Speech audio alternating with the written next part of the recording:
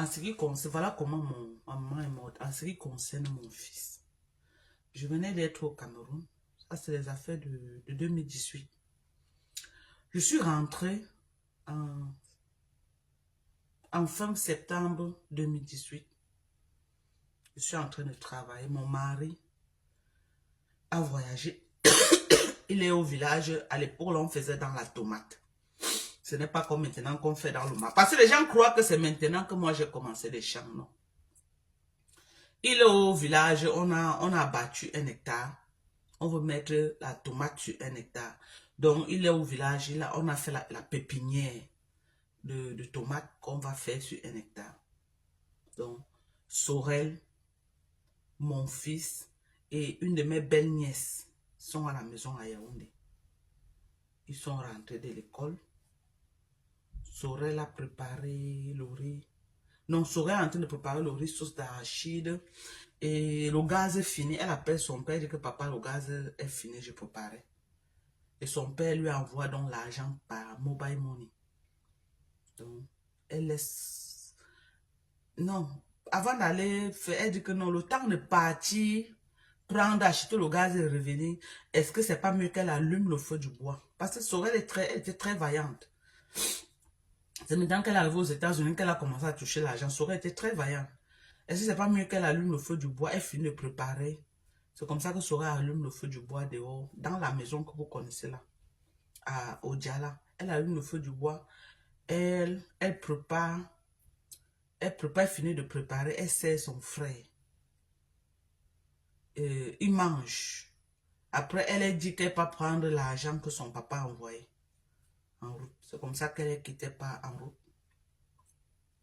Quand elle part en route chercher l'argent, mon fils reste avec ma petite belle-nièce. Comme j'envoyais tous les vélos des États-Unis, il sort son vélo pour aller pédaler un peu. Bon, il sort le vélo. Au lieu d'aller pédaler, il gare ça devant la véranda. Et il monte sur la dalle. Parce qu'il avait l'habitude de monter, aller jouer avec ses amis. Il monte à la dalle pour aller là-bas en haut. Je ne sais pas ce que l'enfant l'est parti chercher sur la dalle. Là-bas en haut, comme ça, là. Il pouvait monter là-bas, peut-être le week-end, comme ça, là, avec ses amis et tout. Je ne sais pas ce qu'il allait monter là-bas faire. On dit qu'il a, comme il avait plu, et il y avait le courant qui était sur la dalle. Le courant et l'eau, il s'est fait électrocuter. Ok? Voilà comment mon fils meurt. Donc, on a seulement entendu comment il a crié. Le temps que ma petite belle sort, Daniel, c'est quoi? Il ne répondait plus. Elle a couru au quartier, elle a commencé à appeler les gens. Les premiers gens qui sont venus pour sauver l'enfant, il y a eu une décharge électrique. Il y a eu une décharge électrique, ils ont fui. Donc, on a appelé, les autres sont venus maintenant, ils ont pris où c'était l'habit, ils ont porté l'enfant et tout et tout. L'enfant était déjà parti. Il y avait un médecin dans le quartier qui est venu, il a déclaré l'enfant mort. Ok? Je venais de parler avec l'enfant, je lui ai dit, non, même le père venait d'appeler que Daniel, comme il revient là, je vais trouver ta chambre propre. Il fait le ménage. Il a dit oui, papa. Moi-même, je venais de parler avec lui. Que Daniel, parce que je l'avais inscrit dans une école de foot. Parce que je suis venu au Cameroun, il m'a dit, maman, je vais jouer au foot, je vais jouer au foot. Il dit que j'espère que ça ne va pas empiéter avec l'école. Il faisait la série anglophone. Il dit non, maman. Quand je rentre alors, je lui demande que Daniel, la dernière fois que tu es parti jouer au foot, c'est quand? Il dit que, maman, ça fait peut-être 2 semaines. Il dit que tu as vu, non? Tu as fait, je suis allé dépenser tout mon argent, maintenant tu ne parles plus. Il dit que, maman, je fais comment? Je suis en plein examen.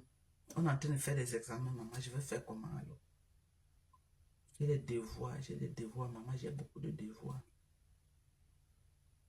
Il faisait, je crois, ou c'est les séquences, ou c'est quoi comme ça. Il me dit que, maman, il faut beaucoup que j'apprenne. Il dit que tu connaissais comme ça, maintenant tu m'as fait, tu allais dépenser mon argent. Alors comme ça, il me dit que maman laisse. Maman laisse. C'était mon seul garçon. J'étais très proche de lui. Les filles sont plus proches de leur père. Lui, il était très proche de moi. Parce que les garçons sont trop attachés à leur maman. C'est là où il me dit que maman laisse. Maman laisse. Ah, toi aussi, maman laisse. Dès qu'on va finir les petites compositions, je vais... Non, ça c'est en octobre déjà.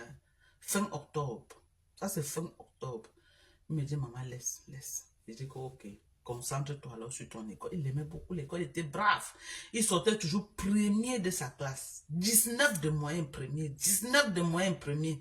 Un enfant, un génie au père. Quand l'enfant là te parlait, tu croyais que c'était un père de...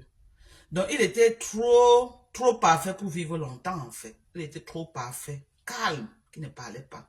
Très posé, il raisonnait comme un père de 80 ans. Quand l'enfant là te parlait, tu croyais que tu as fait un papa. Donc, il était trop parfait pour vivre longtemps de toutes les façons.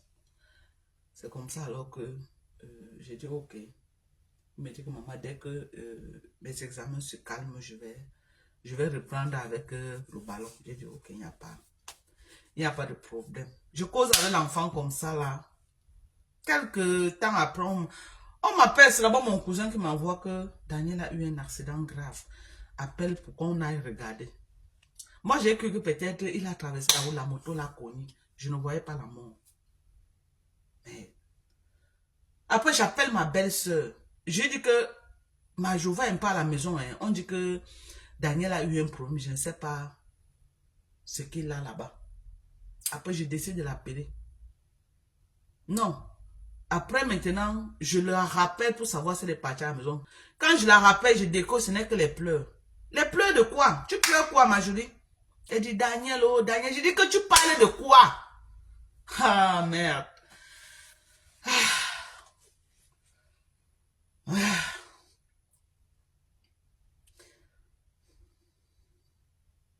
La perte d'un enfant.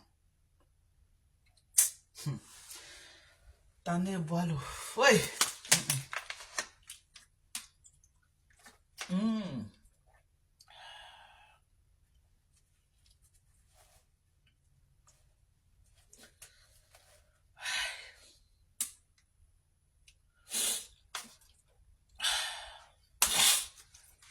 La perte d'un enfant.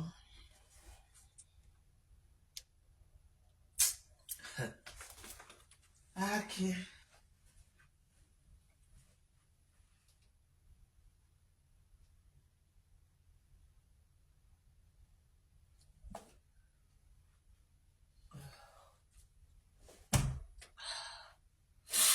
On est à quelle heure?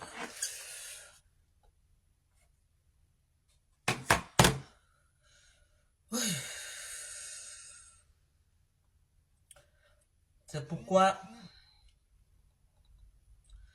j'ai dit que je retire mes paroles sur cette fille au Cameroun.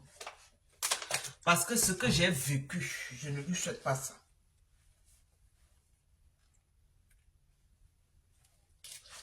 C'est pourquoi j'ai dit que je retire mes paroles sur cette fille-là. Parce que ce que j'ai vécu, je ne souhaite pas ça à quelqu'un. Les mamans qui ont perdu les enfants peuvent vous dire. Parce que, pour dire vrai,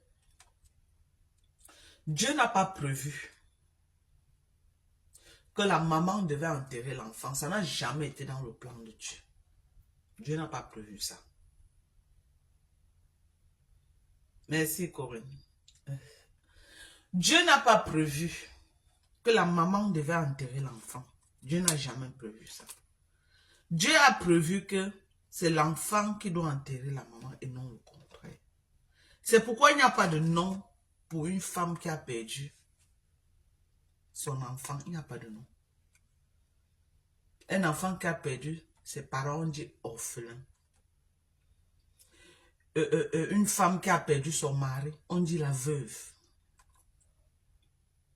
Mais jamais il y a de nom pour une maman qui a perdu son enfant. Parce que ça n'avait pas été prévu dans le plan de Dieu. Parce que Dieu n'a pas prévu ça. Que une maman va perdre son enfant. Donc si quelqu'un n'a pas goûté à cette douleur-ci, si quelqu'un n'a pas goûté à cette douleur, tu ne peux pas connaître ce que c'est que tu avais un enfant comme ça, il tombe comme ça, là, il meurt. Mais c'est l'enfant d'un jour, tu as mal. Parce que tu penses à tes 9 mois. Pour ne pas dire un enfant qui a ramassé l'eau, te donner de boire. Pour ne pas dire un enfant qui t'a donné les bisous, maman, je t'aime, maman, maman, maman, maman. Et mon enfant meurt comme ça, il était le premier même que ses papiers étaient sortis avant ses soeurs. Il devait venir aux États-Unis avant ses soeurs. Mon enfant meurt comme ça, là, j'avais à préparer ces trucs pour qu'il vienne aux États-Unis. Il ne va jamais voir les États-Unis. Donc voilà, dans un village perdu quelque part en pleine forêt enterré. Voilà. Est-ce que le destin, c'était qu'il se retrouve quelque part en brousse là-bas sous la terre? Non. Il avait une maman dynamique qui était... Je le voyais en train de venir aux États-Unis avec son intelligence là, entrer à la NASA. Me rendre fier. Et mon fils allait me rendre fier. Les sorciers ont vu que non. Mon enfant pouvait me faire quelque chose, me donner le sourire. Parce qu'il... Merde, j'avais tout prévu. J'avais tout prévu pour mon enfant. Je le voyais déjà en train d'entrer à la NASA. Et je savais que mon fils était capable. Parce qu'il était tellement intelligent. Et à l'âge qu'il devait venir là, tout petit, 10 ans. Donc, il devait grandir ici dans le système et saisir toutes les opportunités. Voilà. C'est comme ça que 2 ans après, j'ai fait la première tentative pour faire venir mes enfants. On les refuse le visa à l'ambassade. C'est la deuxième tentative que les enfants, finalement, viennent aux États-Unis. La deuxième tentative.